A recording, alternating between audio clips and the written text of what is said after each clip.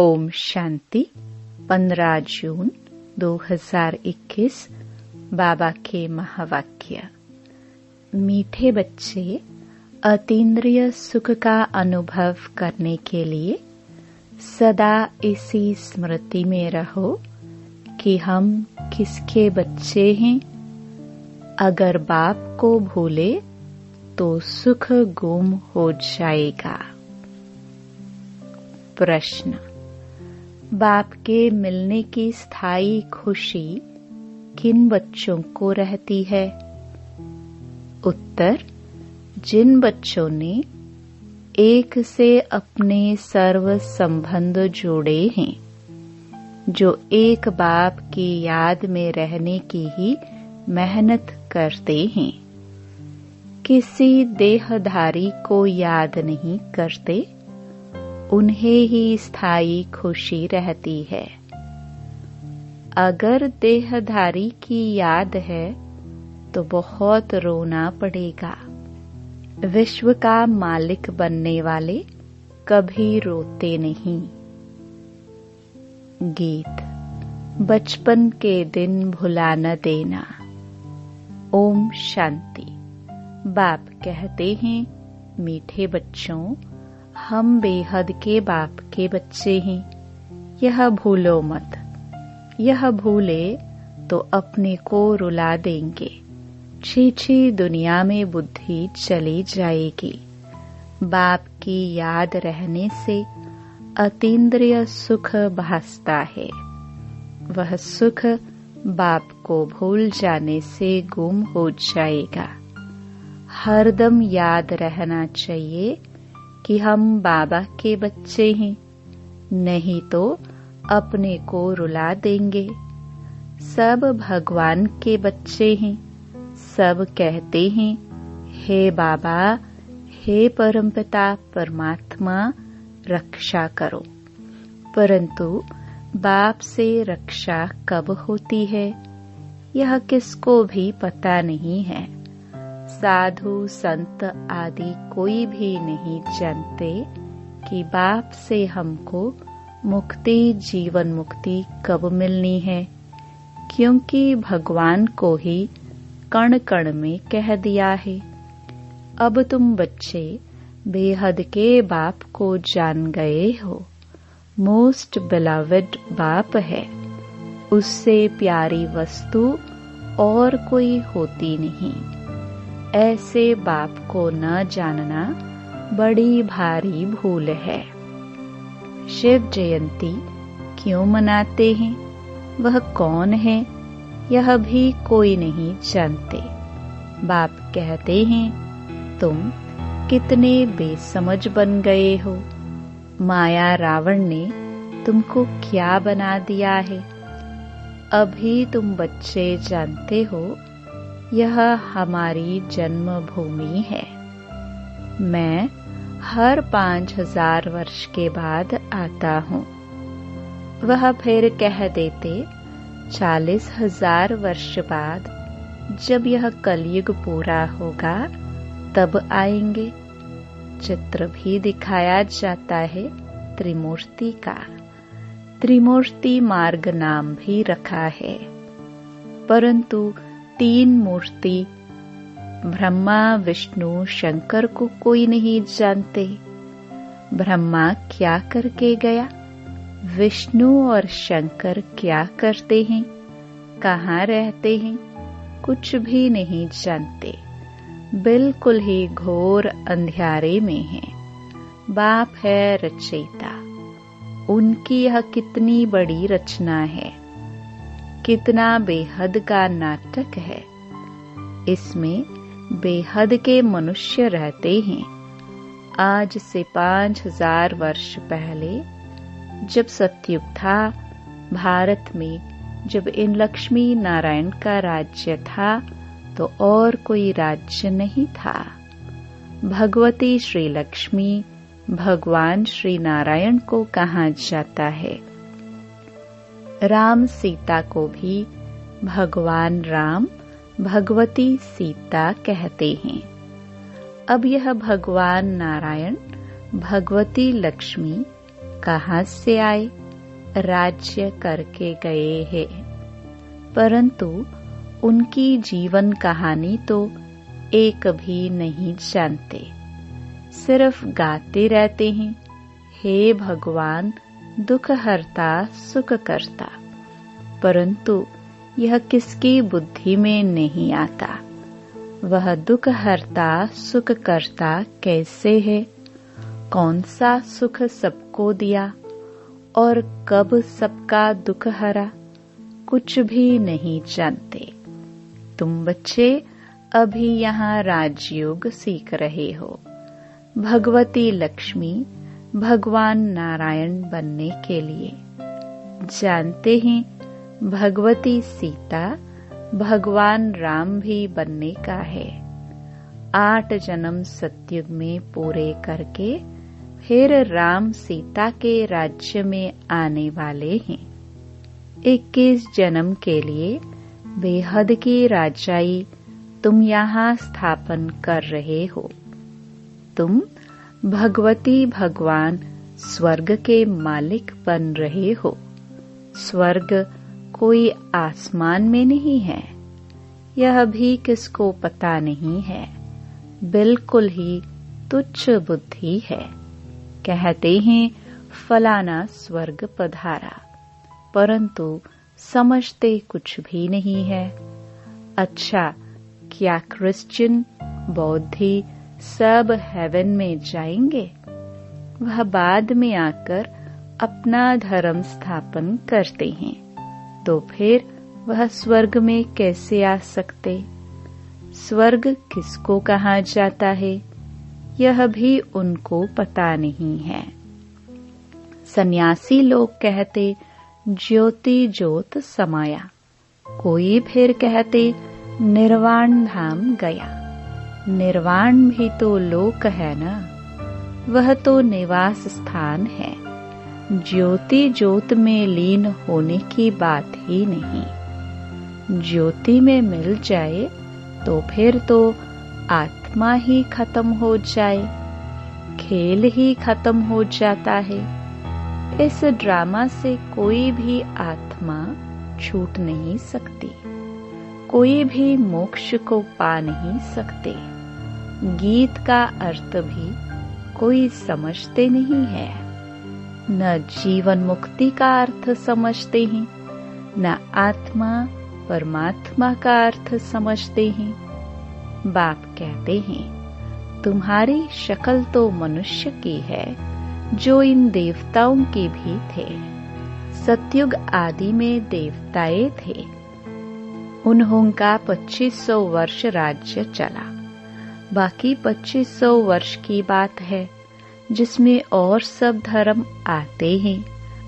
5000 वर्ष के बदले मनुष्य कह देते लाखों वर्ष कल्प वृक्ष की आयु है, परंतु तुम्हारी बात समझने के लिए भी नहीं आएंगे। हाँ, आएंगे भी वही जिन्होंने कल्प पहले आकर समझा होगा। पहले तो समझाना है। एक है हद का सन्यास, जो सन्यासी लोग घर बार छोड़ जाए जंगल में रहते हैं। पहले पहले वह सतो प्रधान थे, फिर अब तमो प्रधान बने हैं, तो जंगलों से लौटकर आए, बड़े बड़े महल बनाए हैं। इन सन्यासियों ने भी पवित्रता के आधार पर भारत को थमाया जरूर है, भारत की सेवा की है। यह सन्यास धर्म नहीं होता तो भारत एकदम विकारों में जल मरता, पतित बन जाता। यह भी ड्रामा बना हुआ है। उन्होंने पहले पवित्रता की ताकत थी, जिससे भारत को थमाया है। इन देवताओं का जब राज्य था तो भारत कितना साहूकार था। इन्हों के इतने बड़े बड़े हीरे जवाहरों के महल थे, वह सब कहाँ गए? सब नीचे चले गए। लंका और द्वारिका के लिए कहते हैं समुद्र के नीचे चली गई। अभी तो है नहीं, सोने के महल आदि सब थे ना। जब मंदिरों आदि में हीरे जवाहरात लगा सकते हैं तो वहाँ क्या नहीं होगा। कितनी तुम बच्चों को खुशी होनी चाहिए। बाबा फिर से आया हुआ है। कहते हैं बाप को याद करो। याद एक को ही करना है जिससे विक्रम विनाश होते हैं, परंतु वह भूल जाते हैं और देहधारी की याद आ जाती है। देहधारी की याद से तो कुछ भी फायदा नहीं। बाप कहते हैं मामेकम याद करो। किसी भी देहधारी को याद नहीं करो। अम्मा मरे तो भी हलवा खाना। एक बाप की याद से ही कमाई है। हम शिव बाबा के बच्चे हैं, उनसे वर्षा लेना है। इस समय बाप को याद नहीं किया तो फिर बहुत पछताना पड़ेगा, रोना पड़ेगा। विश्व के मालिक बनने वालों को रोने की क्या दरकार है। तुम बाप को भूलते हो तब ही माया थप्पड़ लगाती है। इसलिए बाबा बार बार समझाते हैं कि बाप को और वर्षे को याद करो। अमरनाथ ने अमरपुरी में एक पार्वती को तो बैठ अमर कथा नहीं सुनाई होगी। जरूर बहुत होंगे। जो भी मनुष्य मात्र है सबको बाप समझाते हैं कि अब पतित मत बनो, यह अंतिम जन्म पवित्र बनो। वहाँ स्वर्ग में कोई विकार नहीं होते। अगर वहाँ भी विकार होता तो फिर स्वर्ग और नरक में फर्क क्या हुआ। देवी देवताओं की महिमा गाते हैं। सर्वगुण संपन्न 16 कला संपूर्ण है। भगवान आकर भगवान भगवती ही बनाएंगे। सिवाय भगवान के कोई बना न सके। भगवान तो एक ही है। गाया भी जाता है भगवान भगवती की राजधानी। यथा राजा रानी तथा प्रजा भी वही होगी। परंतु भगवान भगवती कहाँ नहीं जाता। इसलिए कहा जाता है आदि सनातन देवी देवता धर्म। यह किसको पता नहीं है। इनकी ब्रह्मा की आत्मा को भी बाप समझाते हैं। एक बाप की, एक दादा की 2 आत्माएं है ना। एक आत्मा 84 जन्म लेती है, दूसरी आत्मा पुनर्जन्म रहित है। बाप कभी पुनर्जन्म नहीं लेते हैं। एक ही बार आकर सारे विश्व को पवित्र बनाने के लिए हमको राजयोग सिखाते हैं। बाप तुमको समझाते हैं मैंने इनमें प्रवेश किया है। यह 84 जन्म भोग आए हैं। अब इनके बहुत जन्मों का यह अंतिम जन्म है। अब मैं निराकार हूँ तो कैसे आकर बच्चों को राजयोग सिखलाऊं। प्रेरणा से तो कुछ हो न सके। कृष्ण भगवानुवाच तो हो न सके। वह कैसे आ सकता है। वह तो है ही सत्युग का प्रिंस। 16 कला संपूर्ण। फिर त्रेता में होते हैं 14 कला संपूर्ण। फिर द्वापर में कृष्ण को क्यों ले गए हैं। उनको तो पहले आना चाहिए। बाप समझाते हैं पहले बाप को याद करो, नहीं तो माया एकदम थप्पड़ मार देगी। छुई मुई का एक झाड़ होता है, हाथ लगाओ तो मुरझा जाए।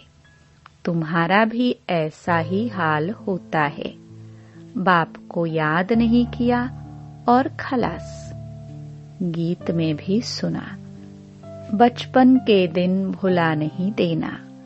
बाप को भूले तो कहाँ न कहाँ चोट लग जाएगी। बाप कहते, तुम हमारे बच्चे हो ना। यह शरीर तो विष से पैदा हुआ है। वह इनके लौकिक माँ बाप है। यह तो पारलौकिक बाप और इनको फिर अलौकिक बाप कहा जाता है। यह हद का था, फिर बेहद का बन गया। अभी देखो, यह लौकिक बच्ची निर्मल शांता बैठी है। यह लौकिक भी है, अलौकिक भी है, पारलौकिक भी है। बाकी शिव बाबा के तो भाई बहन है नहीं, न लौकिक, न अलौकिक, न पारलौकिक। कितना फर्क है। एक बाप का बनना मासी का घर नहीं है। ऐसे बाप से संबंध जोड़ना है, टाइम लगता है। शिव बाबा की याद में रहना बड़ी मेहनत है। कई 50 वर्ष से रहने वाले भी सारा दिन शिव बाबा को याद भी नहीं करते। ऐसे भी है। और सबको भूल एक को याद करना बहुत बहुत मेहनत है। कोई 1% याद करते हैं, कोई 2%, कोई आधा % भी मुश्किल याद करते हैं। यह बड़ी भारी मंजिल है। तो बाप समझाते हैं, बचपन को नहीं भूलना। बाप से स्वर्ग का वर्षा मिलता है। तुम जानते हो, हम जीते जी मरकर बाप के आकर बने हैं नई दुनिया में जाने के लिए। तो तुम्हें स्थायी खुशी रहनी चाहिए। ओहो, हम डबल सरताज बनेंगे। मनुष्य थोड़े ही जानते हैं कि सतयुग में इन देवताओं को 16 कला संपूर्ण और 14 कला संपूर्ण क्यों कहते हैं? कुछ भी नहीं जानते हैं। यह भक्ति मार्ग के शास्त्र आदि फिर भी बनेंगे। यह हठयोग, तीर्थ यात्रा आदि सब फिर भी होंगे। परंतु इससे क्या होगा? क्या हेवन में जाएंगे? नहीं, बहुत रिद्धि सिद्धि से काम करते हैं। रिद्धि सिद्धि वाले बहुत हैं। हजारों मनुष्य उनके पिछाड़ी पड़ते रहते हैं। रिद्धि सिद्धि से बहुत घड़ियां आदि चीजें निकालते हैं। यह थोड़े समझते हैं कि यह अल्पकाल के लिए सब है। इसमें बहुत मेहनत करनी पड़ती है। यह रिद्धि सिद्धि आदि सीखने की भी किताब होती है।